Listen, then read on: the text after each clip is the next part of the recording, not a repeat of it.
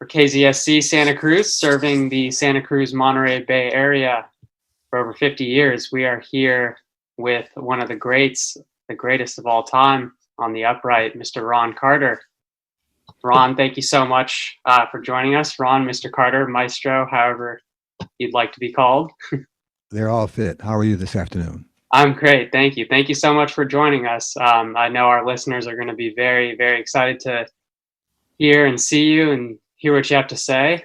Since we are a college radio station, I do want to start with a bit of information I learned about you recently, that you said that your first paid gigs were at Wayne State University, which were some of your first entries into playing live jazz, and you talked about how much fun you had at those gigs. So could you take me back to those days and tell me about those first jobs you had over at Wayne State and those gigs you played?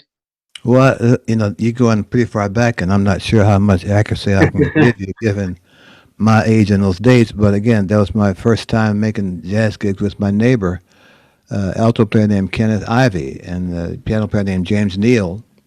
I was a classical player a classical player primarily up until that point. I would come home to Detroit for spring break and between semesters. Right.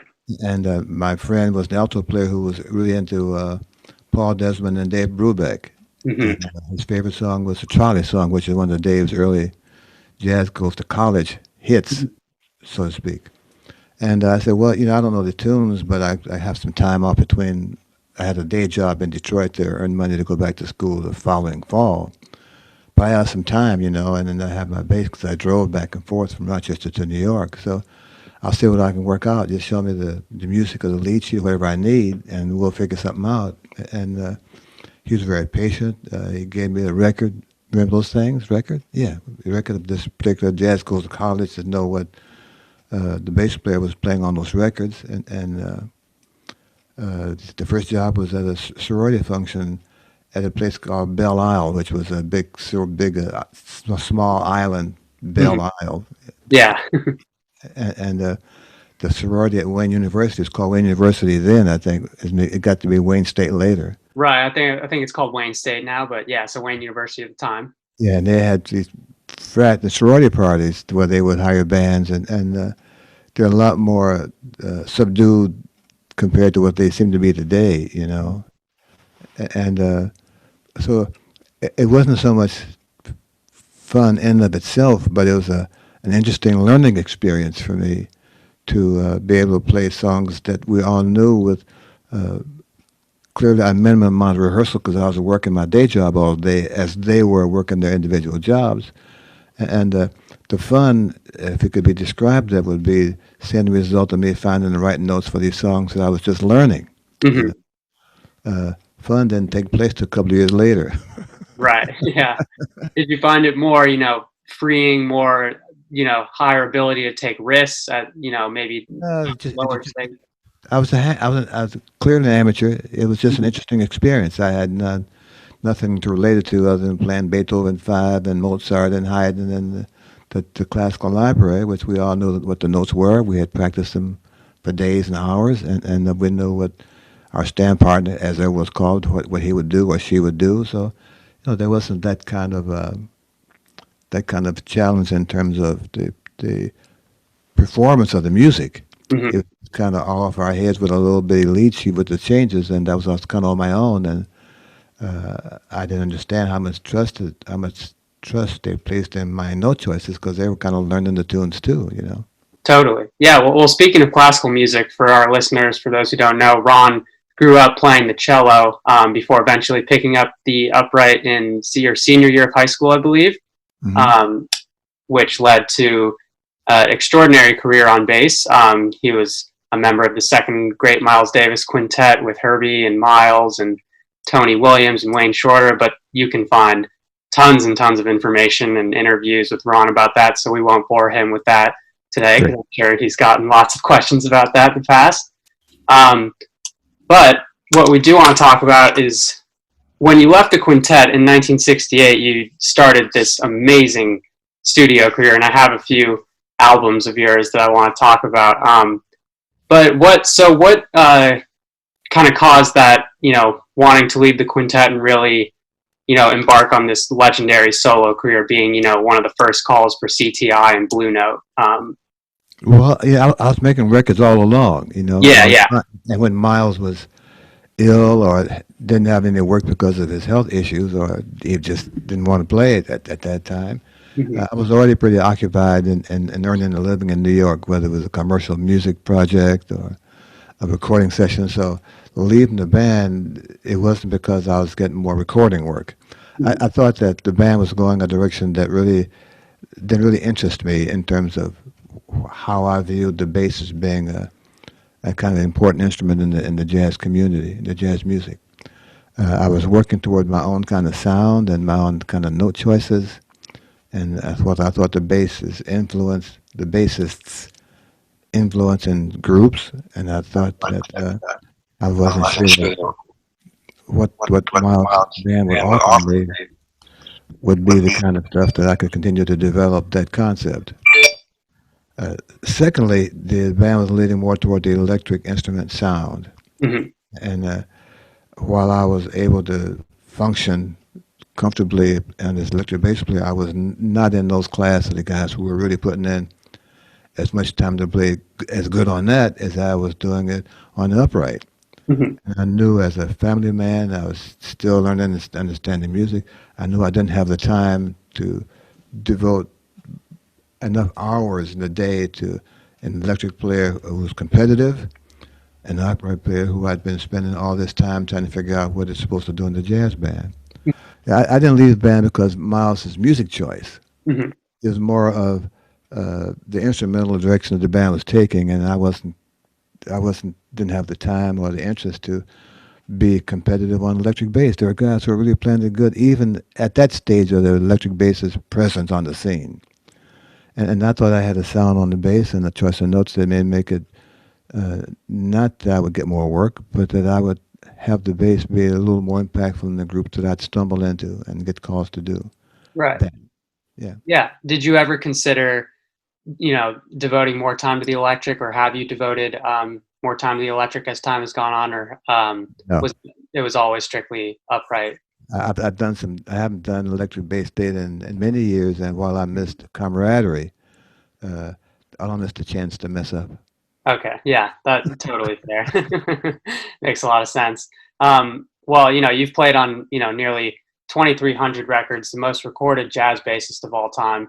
And something I find really cool is that, you were not just limited to jazz throughout your recording career. I mean, you obviously recorded on albums by greats like Miles Davis and Wes Montgomery and Eric Dolphy and Bill Evans, but you made your way over to other genres like James Brown, Paul Simon, A Tribe Called Quest, Eddie Harris. I guess when you got the invitation to a recording session,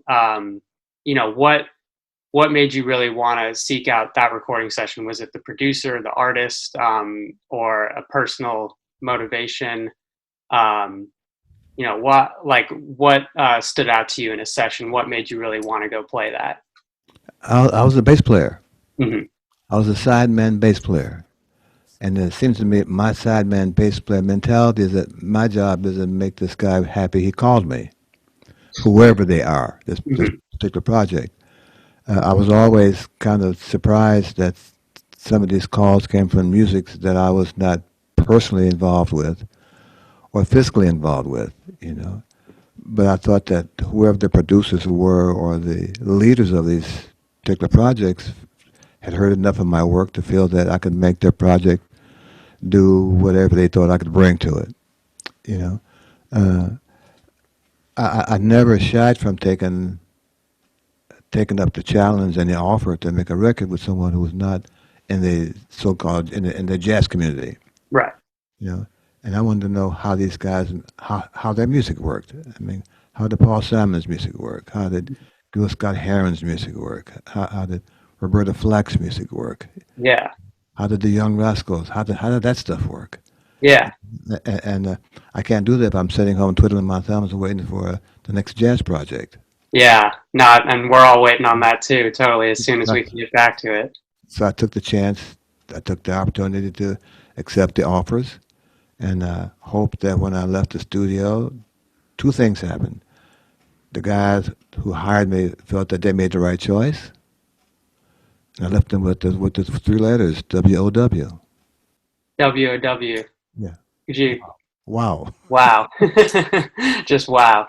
Yeah. I think that's many people's reactions after hearing you on records. So you Um, can ask for it, man.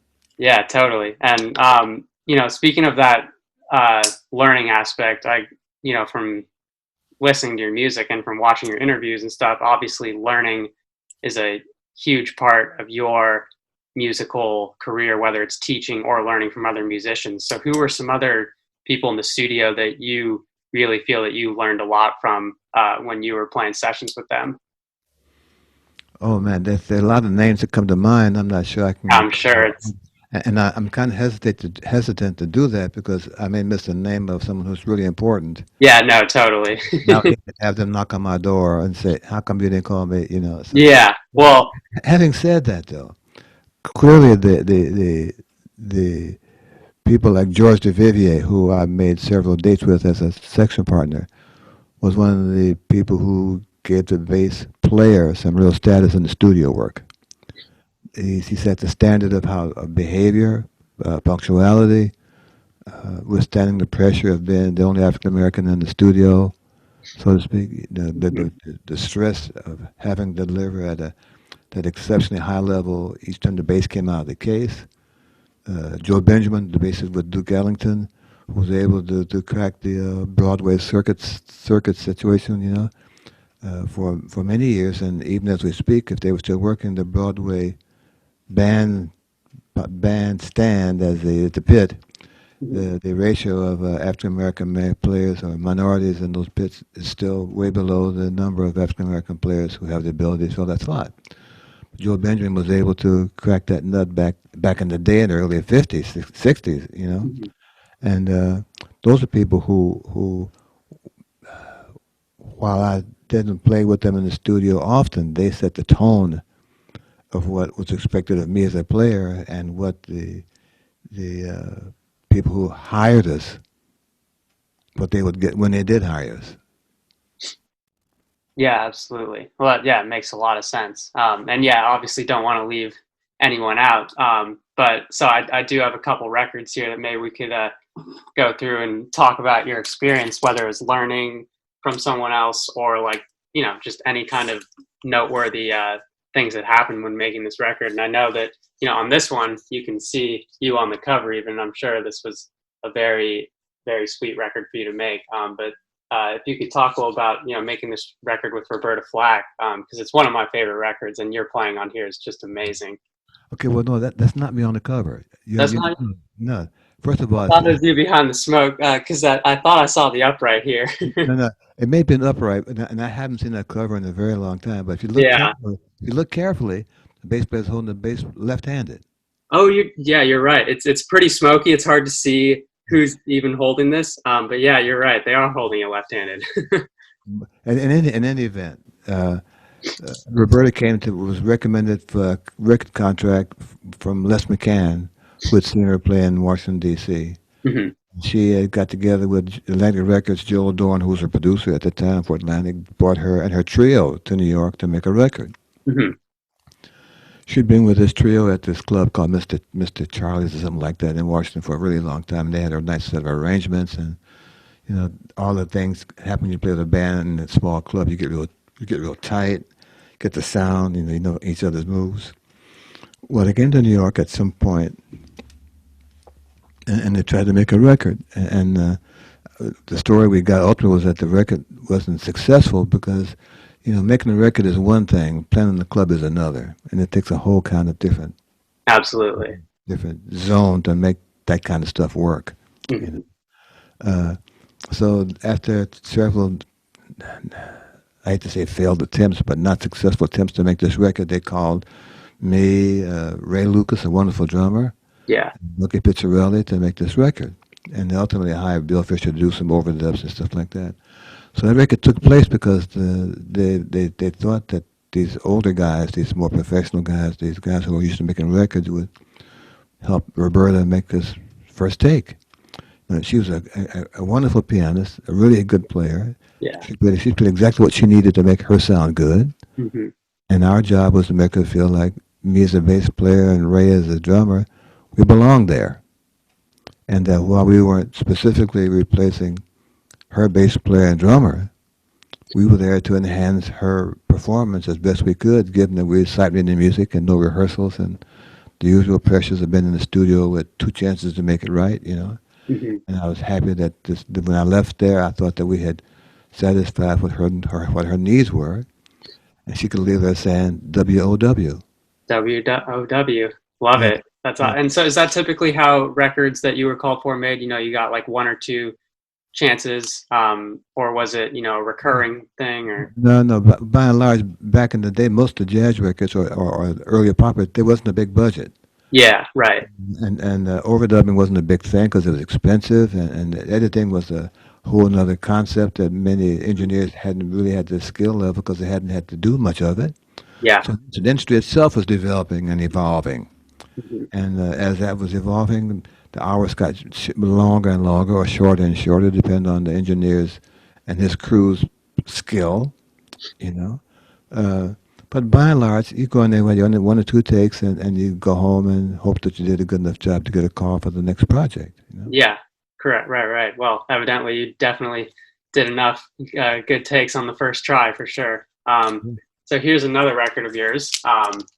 This was the motion picture soundtrack for Around Midnight, and this cast of musicians here is just phenomenal. This must have been, I mean, just like just so much fun for you, and Well, the interesting about that record was that the bands on there all played live. There were no actors sitting in holding instruments backwards and upside down, and we were all pleased to have Tavernier respect the essential part of the movie was that these musicians are playing together who really play together. mhm. Yeah, And, and it was nice to be with Bobby Hutcherson and Herbie and Billy and the guys just to be a part of this uh, memorable event.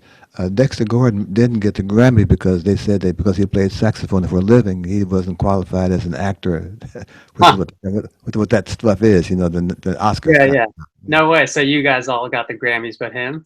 Well, we got him for a couple of tunes of the soundtrack, not for acting, not for Yeah, being right, on right. the stage. Yeah, Yeah. but it was fun to do that in Paris. We had a couple of days to do the filming, and it was always fun to play with Billy and Herbie and Freddie. We had some great music moments, and again, we all felt quietly it was important that the production of the movie, centering around music, was having guys who really played the instruments and who really played with Dexter. Hmm. So it was a catch all, a win all, and a really authentic event for everyone involved. Yeah, absolutely. And so speaking of all these records that you were on, and you talked about Gil Scott Heron and Roberta Flack, and you played on Pieces of a Man. You also played on albums like He's Coming by Roy Ayers and Killing Me Softly by Roberta Flack, which are all monumental albums in the world of hip hop. And so speaking of hip hop, uh, on the Low End Theory by a Tribe Called Quest, Verses from the Abstract, you came in and played the bass live on top of the Heat Wave sample, which you know when sampling was just becoming a thing and just becoming mainstream, there was a lot of clash between, oh, it's stealing versus, oh, it's, I'm okay with it, you can take my music. And you don't see it so much that musicians not only were cool with them sampling their music, but you actually came in and went into the studio with Tribe. So what was that experience like, going from jazz to that? Well, I got a call. I was teaching at City College, I think, at the time, and I got home from my day at school, and I got a message on my machine from a guy called Q-Tip, who wanted to talk about maybe a possible project. Hmm. And so I returned this call, and it's like a nice young man, and he said that he was doing a project with a group he was a part of called Tribe Called Quest, and they wanted to make a record pretty soon, and they wanted to have me be on the record. I said, well, I just walked in from school and I put my book bag down and just kind of calm down from the day at school, and I'll get back to you really short. So in the meantime, it was a good time for me to call one of my sons who was really aware of the hip hop music scene and asked him, did he know about this group called Tribe Called Quest, and Hmm. what was their music value? He thought, well, he had the idea. He'd been around music for a long time. He had a good sense of not just his sense of what was good, but he's been around my friends to hear us talk about music and what the values were, and he thought that this group was one of the most musical ones of the group.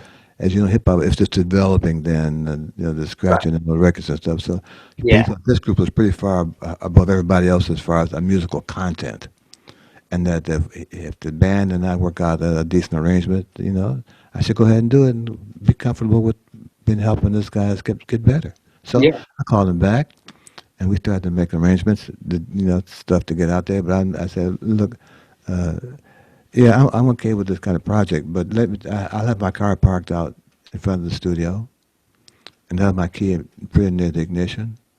And if the language starts going sideways or the conversation is not my taste, then I will practice my exit. I will not be here. That's not my style. That's not my language skills. Not my concept. Right. And if you guys can understand my point of view and be respectful of what I want to do, we can have fun playing some music. Otherwise, it's not going to work for me. So, oh, Mr. Carter, we got this. Oh, no problem. Hey, man, look, I'm just telling you what the landmark is. Yeah. I said, well, let me get set up here. And we come into the control room and plugged into the control board. And so just read the line to me so I know what the rhythm is and if there's a key center, a tone that's involved with the voice range. And just give me that kind of information. Otherwise, I'm kind of driving with one headlight. Right. I need to have some help. So they kind of gave me a rough sketch of the poem, I call it, and that's all I wanted. I want to hear what's their phrasing. Does their voicing sound excited? Is it low key? That kind of stuff to help me pick the range of the instrument and what notes I'm going to pick, what kind of sounds I want to do. Do I want to make just sounds or what real notes involved? And I know that I'll have two chances to make something really nice. After that, it's all a contest of my level of performance rather than what the music does for what I can do for it. So Hmm. uh, they rolled the tape, and I think the first tape was about half hour or so, and not very long. Hmm. And so I said, well, I can, now that I know how it feels and how it sounds, let me have one more chance at it. And so we did another take, and I thought it was really better than the first take, and I was comfortable to stop right there. Hmm. And they trusted my judgment because that saves them a lot of money. Hmm. You know? Yeah. And I thought that it won't get much better than that. Then it gets to be a contest with my own performance, and I'm not that kind of. I don't do that very well. I don't like to compete with myself. I want to try to make the music work. Hmm. Then Yeah. it becomes kind of predictable because I know what I'm going to do because I already did it 2 minutes ago. Hmm. So they accepted my point of view and made it work, and it turned out that they got the acclaim of being the record of the decade or something like that. I thought that Yeah. good for you guys because they're nice gentlemen and they understood what music could do. And I've always felt a little pang of regret on two levels. One, that they didn't stay together very long to really take advantage of where they were now in the spectrum. And two, that more of those groups didn't stop to figure out, well, maybe if we add somebody live to our portrait, that we'll get something else going rather than what we're doing, rather than sampling and stealing stuff. And okay, that's what they're at. Mhm. I thought that those things could have been even more important to that industry, and unfortunately, they just didn't get that far that I hoped they would get that far. Right. Well, it must have been, quite a different experience, I guess, for you, going from Miles and Wes and Eric to going into the studio with Q-Tip. And was it not too much different? They're these guys who got a musical sound in their ear, Yeah, and they sure. and they picked me to try to help them figure out what it is and make it sound good. Yeah, Yeah, it's the same. absolutely. Yeah, and I had a good time with those kids. Yeah, Kid, well, kids. at the They're about time. good kids. Yeah, yeah. Yeah, totally. Well, that's awesome. And, speaking of, melody, you're obviously just a very melodically driven player. I mean, some of your bass melodies are just fantastic, and I think, as you've said in previous interviews, it sounds like the cello had a significant impact on your bass playing. Could you talk a little bit about that relationship between, growing up as a cellist and then eventually making that switch, how the melody kind of stayed with you? Well, I think if I take anything back from the classical part of my musical career, it was how to practice, how to make the practices productive. I was having one lesson every week. I was 12, 13, 14, 15, something like that. I'm from a large family, and we had chores to do every day, and they had to get done. There were times were difficult economically because you know that time in American history. I was a full-time high school student at Cass Tech, a very high level junior college type of high school, and I was having lessons every week on the cello and been trying to remain competitive at the musical atmosphere at Cass Tech or Lincoln High School in Detroit, where I was started really playing an instrument. So one of the things, the primary thing I took away from that is how to practice and make practice productive. And I try to get my students to understand that practicing is a learning experience that you get better at doing. You know, Hmm. uh, if I took anything from the musicality of cello playing, um, it was how important melodies can be if you play them correctly. I mean, yeah, for me, I have to understand the harmony. I have to understand the chords. I want to know where they go. I want to know why they have this kind of resolution. Hmm. What sets up the resolution? Is it over here or way over here? That kind of scientist mentality has allowed me to understand better what I try to do and how to self-analyze my order of bass notes for a bass line to understand that process. And not only has it allowed me to come up with some pretty decent ideas, but to be able to formulate into some books that I now publish. Yeah. And yeah, as you said, many written works on the bass and on jazz published by Mr. Carter that you can check out. And he's still teaching master classes, and definitely check out his Facebook Live events Thank if you. you haven't before. A lot of fun. Yay! Yeah, there you go. Little plug. Um, and speaking of those, that, you know, world, the classical music to jazz. So were you composing at all before you went into jazz, or is that something No, that you I was not strictly playing the cello parts and the orchestral literature. No. okay, Mm. gotcha.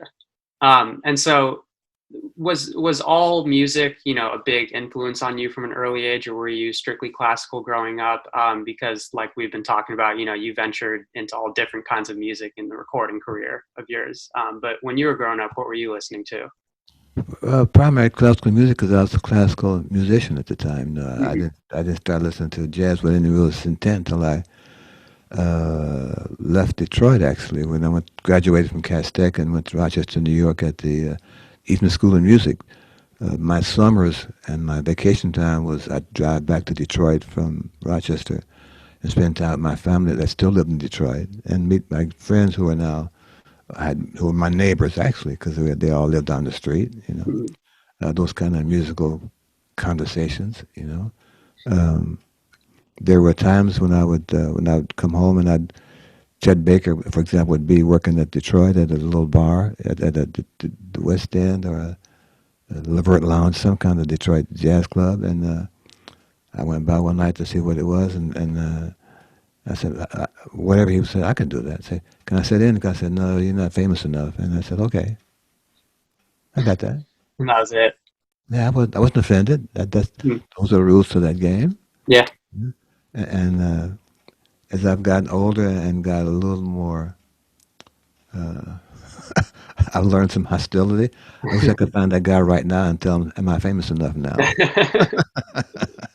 I think we'd all like to see how that conversation would play out. I send my 10 Chet Baker records that I'm on and see, does this qualify to get in free, But Yeah. another step in life, and I've learned how to handle that. I'm past that stage. Right now, it's a light part of my life, and I appreciate that I got better because of that. Yeah, absolutely. No, that's very, very cool to hear. And you've been along for the ride for so many different musicians. I mean, just thinking of, you started with Herbie as, as the piano in the quintet, and then all the way through, you're playing on records produced by him, of course. So I mean, and you obviously you have a handful of records produced yourself, but was it fun to also, kind of grow alongside other musicians that maybe you were in, quintets or trios with, and then to see them produce their own records and get to be on their records, the evolution of you and I had no concept of that at all. I was just yeah, kind of my friend called me for a record date, and he just had me to be the producer. That means I may get what I'm asking for in terms of the price is concerned. But yeah, other than that, there was no, I just understood that he was in charge, and my job is to understand that maybe quicker than someone else because I've known him, this gets Herbie, for a while. I kind of had a yeah, little head start on his background as to harmonic curiosity. So it may have given me a head start on that part of the music, mhm, but I didn't seek that out as an advantage over everybody else in the band, and I tried not to appear to be the guy who knew it already knew it. mhm. Just I'm just a guy who's hired to do a job, and my job is to, when I'm leaving, make this guy miss me. Yeah, So totally. WOW, we're back to that again. W. Well, I'm sure they always missed you as soon as you were out the door. So I want to ask you now about the studio and just jazz bass as you see it now. Maybe who are some artists that you're really into, or some trends you're noticing about jazz and jazz bass in particular in 2020. What your perception of the more younger generation is now. Just your thoughts. Well, since I haven't really been out to a club to hear anybody who plays in, see, January, February, March, April, May, June, July, August, September, October. Almost 8 months I haven't heard anybody play live. Yeah. And so my view of who's doing what right now is a little limited just because the opportunities haven't been available to me. Right. Having said that, what it's forced me to do, however, is to go back, be a kind of a personal historian. Hmm. My students who now have as much time as I do to do that kind of stuff, they will email me with do you know this record that you're on, and how was it? And I have to tell them, I don't know that record at all because I just send it to me, so I would try to put it in my memory, and when I can kind of get some stories that go along with the record, I share that with them.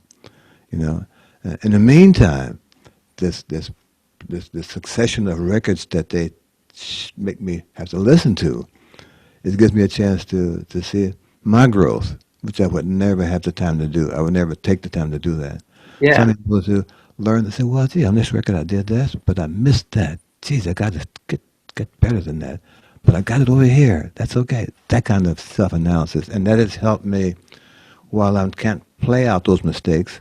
I can understand them right now. And hopefully when we get back to playing live, I can make those corrections and feel less terrible that I missed this note with this band because I didn't see it coming, sort of kind of thing. Right. That's interesting because I was watching an interview of yours recently where you talk about how you don't like to go and listen to yourself back. You were there, you played the record, that's it. But when a student asks you, I want you, can you listen to this and tell me, you know, uh, some of the melodic stuff you were doing here? Like, do you ever find yourself learning from your own records in the past at all when you have to revisit them? Absolutely. And I Yeah. get stunned that I said, I can't believe I did that. Fortunately, I'm by myself in the room and no one has to hear this guy talking to himself and also answering the question. But yeah, I've been, I said, man, did I really do that?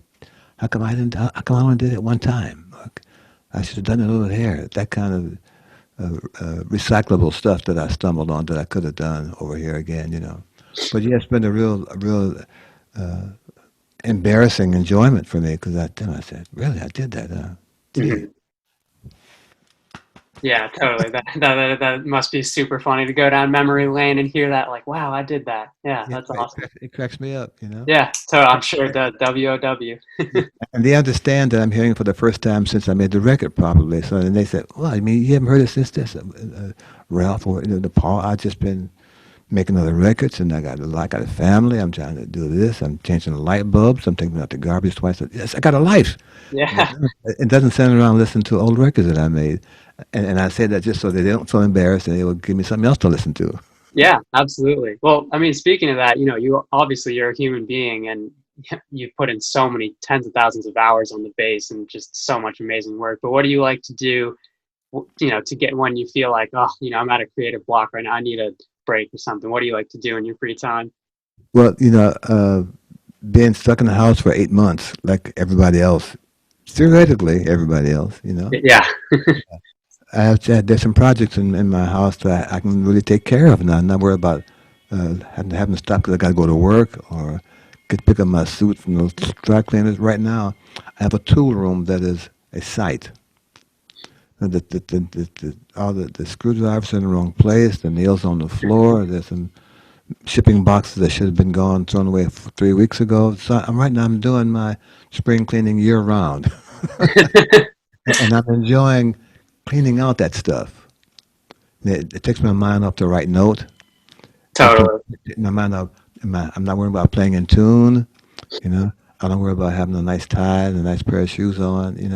Yeah. I love that kind of feeling. And now, while it's an enforced concept, so to speak, I'm Yeah. enjoying it. Yeah, totally. No, that's great to hear. I think all musicians and music heads in general just, need to take some advice that, whether it's finding something to take a little break. Yeah, yeah, yeah. Yesterday, I was trying to change a light bulb, and somehow it got stuck in the socket, so I had to get a pair of gloves out and walk into the room, get some gloves out, and I got it out and got another light bulb. That's a great accomplishment for me.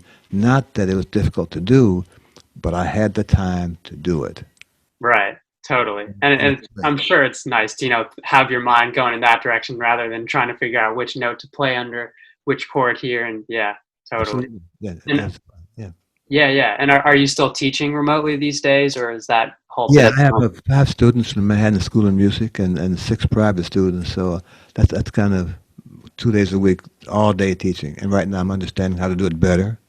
And I'm hoping that my increased ability in doing it has made me a more effective teacher, given the handicap of teaching online. Right, right. And are you planning to return to Rochester and do it in person once things are back up? I'd like to do that once to get the air cleaned up around here. Yeah, great, great. Cool. Well, I've asked all my questions and I really don't want to take up too much of your time. I know you're a busy guy. So I got to change 2 more light bulbs. yeah, no, you got light bulbs to change, you got tools to reorganize, you got boxes Yes, to ship. that. Yes. Totally. Well, Mr. Ron Carter, the most recorded jazz bassist of all time, KZSC in the Santa Cruz area, just thanks you so much for joining us. And I want to thank you personally. I play bass myself, and you're Oh just wow. a hero of mine. So it's just like a dream come true to meet you. So thank you so much again. One of my heroes. Thank you so much for taking the time. Thank you. Be careful and stay safe. Yes, you as well. Thank you so much, Love Maestro. you. Be careful. Take care. Bye. Bye bye.